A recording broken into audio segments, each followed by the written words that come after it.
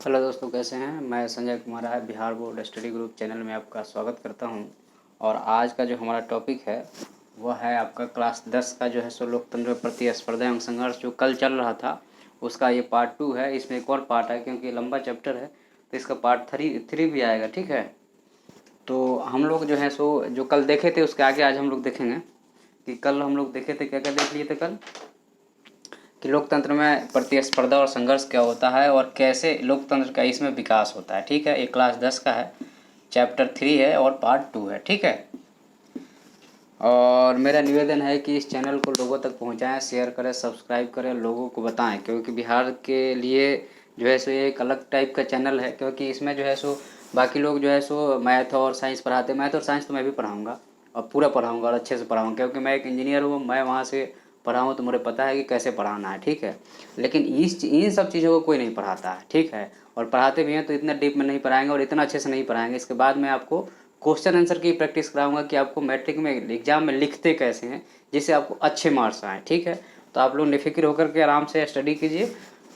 तो हमारा है कि लोकतंत्र में प्रतिस्पर्धा और संघर्ष। तो प्रतिस्पर्धा तो पार्टियों के बीच में होता है, जनरली देखा जाता है। लेकिन संघर्ष जो है, अगर मान लीजिए कि लोकतंत्र में जो नियम बन रहे हैं वो जनता के हित में नहीं होंगे तो जनता क्या करेगी, आवाज़ उठाएगी। ठीक है, तो यही होता है संघर्ष।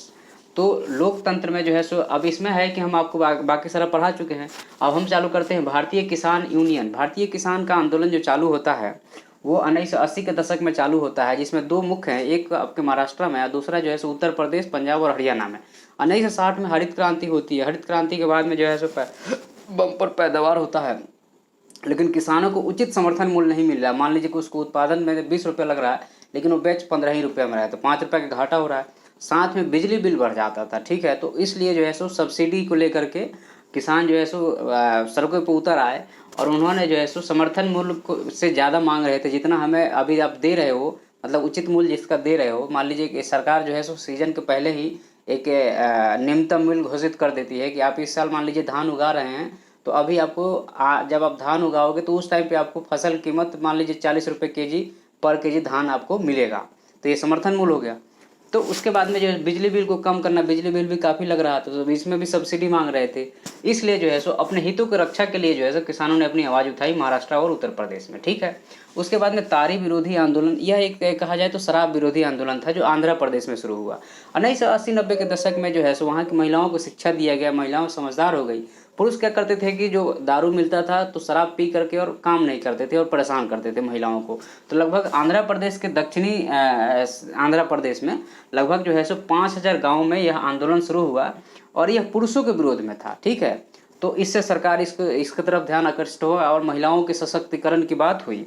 उसके बाद में नर्मदा बचाओ आंदोलन की अगर हम बात करते हैं तो यह 1980 के दशक में एक्चुअल में जब आपका प्लानिंग कमीशन का काम चल रहा था तो गुजरात में और सौराष्ट्र में पानी की बहुत कमी रहती थी और नर्मदा की पानी ऐसे ही निकल जाती थी। तो नर्मदा पे बांध बनाया गया जब सरदार सरोवर के नाम से जब वहाँ पे बांध बना, वहाँ इलेक्ट्रिसिटी पैदा किया गया और उसका पानी राजस्थान और कच्छ में अभी भी ऊंचाई बढ़ रही है, उसकी बढ़ाई गई थी रिसेंटली। तो उसके कारण क्या हुआ कि जो मध्य प्रदेश के जो आदिवासी इलाका है वो डूब गए। तो डूबने लगे तो वहाँ पे बाबा आमटे और मेधा पाटेकर जो है सो दोनों ने मिलकर के आवाज़ उठाया इसके, क्योंकि उसके साथ में पर्यावरण भी डूब रहा था। फायदा किसको हो रहा था, गुजरात को हो रहा था, लेकिन डूब कहाँ रहे थे, मध्य प्रदेश में। आदिवासियों का शिफ्टीकरण हुआ, उनको जो है सो अपना जो अपना नेचुरल जगह था उसको छोड़कर कहीं और जाना पड़ा, जिससे उनको बहुत तकलीफ हुआ। तो यह एक आंदोलन था यह, क्योंकि एक्चुअल में देखो आंदोलन तब होता है जब सरकार कोई पब्लिक के विरोध में काम करती है। तो उसमें से ये जितने भी आंदोलन हैं, सरकार कहीं ना कहीं कुछ गलत करी है तो लोगों ने आवाज़ उठाए हैं और हमेशा लोग उठाते हैं। उसके बाद में मान लीजिए कोई गवर्नमेंट ऑफिस है, वहाँ पे कोई काम हो रहा है, तो कितना सरकार ने पैसा दिया और कितना खर्चा हुआ, कितना बचा है, पब्लिक को पता नहीं रहता है। तो 1990 के दशक में ऐसा ही एक काम चल रहा था। तो राजस्थान में जो है सो भीम तहसील में जो है सो इसके विरोध में आवाज़ उठा। कहाँ पे उठा, भीम तहसील में 1990 में। तो ये सब जीके के क्वेश्चन है, ये सब जीके में आते हैं। आप लोग अच्छे से तैयारी करो, आगे चल के आईएएस आईपीएस और जितना भी स्टेट पब्लिक सर्विस कमीशन और एसएससी सारे क्वेश्चन आप लोग बनाओगे, ये मैं गारंटी दे रहा हूँ। तो 1990 के दशक में राजस्थान में एक्चुअल में क्या होता है कि ये सब समाजशास्त्र को लोग ऐसे ही फेंक देते हैं, इसलिए वहाँ की समाजशास्त्र इतना घटिया है कि लोग बंदूक लेके घूमते रहते हैं। सबसे बड़ी दिक्कत यही है, क्योंकि लोगों को समझदारी नहीं है। गणित पढ़ लिया, जो अच्छा है वो निकल लिए, जो बेवकूफ़ बचे हैं वो बंदूक लेके घूम रहे हैं। तो जो बच्चे हैं उनको बेवकूफ़ बनाने से बचाने के लिए हम ये चैनल चालू किए हैं कि आप लोग पढ़ो, समझो और आगे बढ़ो, बंदूक छोड़ो वहाँ पे और मार काट छोड़ो और आगे बढ़ो। जब तक आप आगे नहीं बढ़ोगे, बिहार वैसे ही मजदूर का स्टेटस पा के बना रहेगा कि बिहार एक मजदूर स्टेटस राज्य है, जिसको हमें हटाना है, हमें वहाँ बदलना है, सिचुएशन को बदलना है, समय को बदलना है, मनोस्थिति को बदलना है, लोगों की सोच को बदलना है। और सोच को कैसे बदलेंगे? जब आप बदलोगे, जब हम वहाँ के बच्चे बदलेंगे। तो क्या 19 से 90 से 2005 के बीच में जो है इसका काम चला। और अब क्या हुआ है कि आपको सरकार से, मान लीजिए सरकार के पास कितना पैसा आया, सरकार ने कितना खर्चा किया, किस पे खर्चा किया, कहाँ खर्चा हुआ, किसने खर्चा किया, ये पूरा आप आरटीआई लगा के सरकार से मांग सकते हो। कभी भी किसी भी सरकारी दफ्तर में आप मांग सकते हो। इसमें आपका ये अधिकार है, सूचना का अधिकार है, ठीक है। उसके बाद में नेपाल, अभी हमारा जो है सो ये पूरा भारत में संघर्ष चल रहा था। अब हम जो दूसरे दूसरे देशों में संघर्ष चल रहा है उसके बारे में बात करेंगे। तो आपके बुक में नेपाल के बारे में दिया। लोग, नेपाल में पहले राजा का शासन था, ठीक है। राजा के शासन के बाद में लोगों ने विरोध शुरू किया, क्योंकि वहीं इंडिया में जो है सो प्रजा का शासन है, वहाँ राजा का शासन है। तो 1990 से 2006 के बीच में लड़ाई चला। 2006 में लोकतंत्र हुआ और उसके बाद में संसद काम करना शुरू किया वहाँ पे, और वहाँ पे लोकतंत्र आ गया। उसके बाद में बोलीविया में जन संघर्ष की बात करते हैं तो देखिए, अब सरकार का काम क्या है? आपकी सुविधा की काम करना। जैसे अभी कोरोना है, खाना देना और जो है सो शिक्षा देना, महामारी से बचाना, कहीं मार काट से बचाना, कोई किसी को गोली नहीं मार दे, कोई किसी का अधिकार न छीन ले, इसकी बात करिए। सरकार इसी के लिए बनाया जाता है और कोई कारण नहीं है सरकार बनाने के पीछे, ठीक है। तो आपकी रक्षा करे, आपके हितों की रक्षा करेगा, ठीक है। और ऐसा ना हो कि सरकार आपके हितों की छीन ले, तो इसके लिए संविधान में कानून बनाया गया है। तो बोलीविया में क्या हुआ कि जल को, जो नगरपालिका के जल आते हैं, जैसे आपके यहाँ आजकल जो है सो गांव-गांव में जो है सो टंकी बना दिया गया, जल आ रहा है। तो वहाँ पे बोलीविया में क्या हुआ कि वो जो नल आ रहे थे उसको प्राइवेट कंपनी को दे दिया गया, जो ज़्यादा पैसा ले रहे थे। तो लोग खड़े हो गए, आवाज़ उठाने लगे।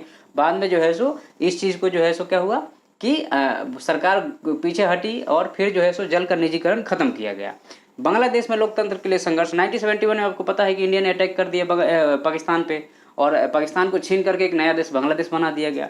अब वहाँ पे जनरली क्या होता है कि वहाँ पे उर्दू और बांग्लादेशी, बांग्ला दोनों रहते हैं, तो आपस में बहुत टकराहट होती है।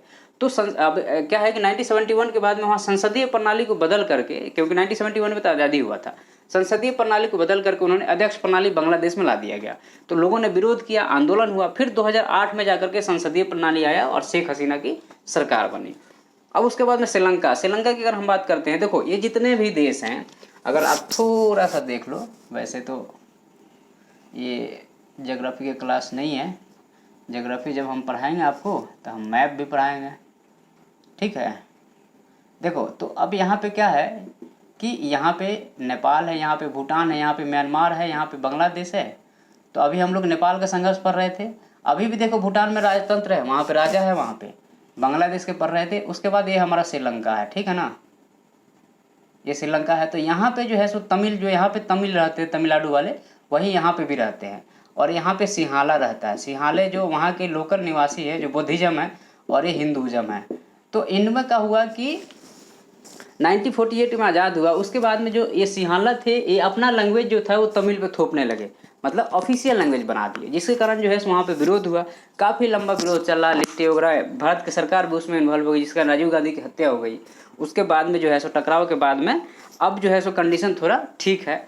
नहीं तो जनरली क्या होता है कि देखो डाइवर्सिटी, मान लीजिए आपके यहाँ बहुत सारे लैंग्वेज के, धर्म, जाति के लोग रहते हैं, तो आपको स्वीकार करना पड़ेगा। आप चाहोगे कि हम उसको बदल दें, जैसे इंडिया को कह दें कि हिंदू राष्ट्र बना दें, तो पॉसिबल कैसे है? जैन है, बुद्धिस्ट है, पारसी हैं, क्रिश्चियन है, सिख है, ईसाई है, मुस्लिम है, कैसे कर दोगे? ये तो पॉसिबल नहीं है ना। इसलिए जो है सो जो है उसको एक्सेप्ट करो, और अच्छा है कि वो है आपके यहाँ, बाकी कहीं नहीं मिलेगा, ठीक है। इसको एक्सेप्ट करना है, और समाज और धर्म में हमें घूंट की और अपने आप को बर्बाद नहीं कर लेना, हमको वहाँ से उठना है। जब आपकी लाइफ स्टाइल उठेगी, जब आपको नॉलेज बढ़ेगा, जब आपको ज्ञान बढ़ेगा, तो आपकी सोच बढ़ेगी। जब सोच बढ़ेगी तो आप अच्छा काम करना सोच के, गोली बारूद और गलत काम छोड़ के आप अच्छा काम करोगे। जब अच्छा काम करोगे तो ऑटोमेटिकली आपके राज्य, अपने देश का विकास होगा। तो हमें अच्छा काम करना है, ठीक है, और इसको ज़्यादा से ज़्यादा फैलाना है, लोगों तक पहुँचाना है, ताकि शिक्षा पहुँचे और लोगों की सोच बदले।